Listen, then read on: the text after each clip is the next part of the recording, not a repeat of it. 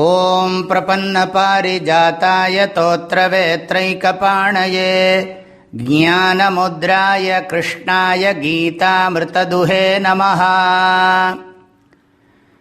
We already concluded the first chapter. Now I will chant the Purti Vakya, the concluding sentence, and explain the meaning.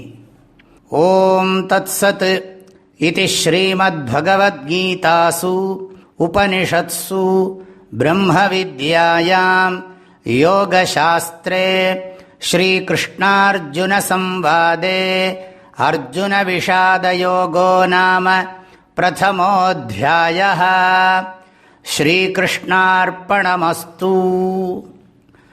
This is the Purti Vakya, the concluding sentence which is chanted at the end of every chapter of the Srimad Bhagavad Gita. The word yoga has many meanings. In this Purti Vakya, it means topic or subject matter. The Purti Vakya is the same for all the 18 chapters of the Srimad Bhagavad Gita, except that the name of the topic, yoga, changes with each chapter. Om Tat Sat. We say Om Tat Sat because it is very auspicious.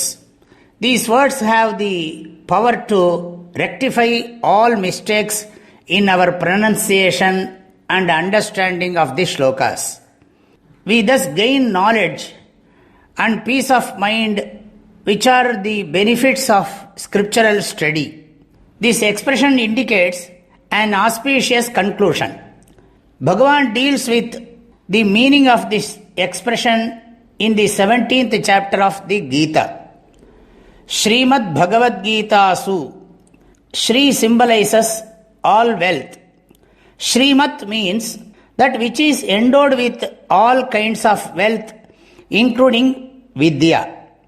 This Srimad Bhagavad Gita Shastram is capable of blessing us with whatever we need for our life. Upanishatsu. Srimad Bhagavad Gita has the same vision as that of the Upanishads. Therefore, Srimad Bhagavad Gita is equated to the Upanishads, whose subject matter is knowledge of Brahman. Brahma Vidyāyām. The study of the Srimad Bhagavad Gita bestows Brahma Vidya. It is the Shastram that gives the knowledge of Brahman, the ultimate reality.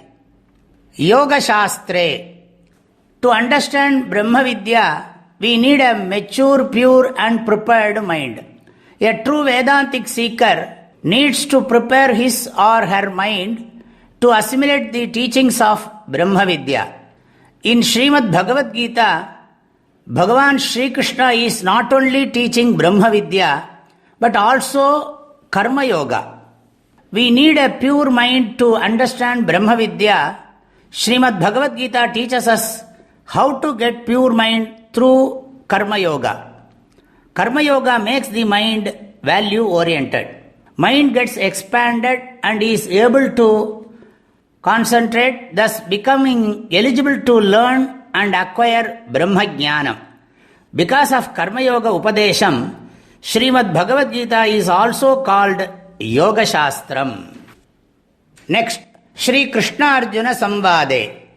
Samvada means a divine dialogue, not a mundane worldly conversation. The Srimad Bhagavad Gita is presented beautifully in the form of dialogue between Shri Krishna and Arjuna.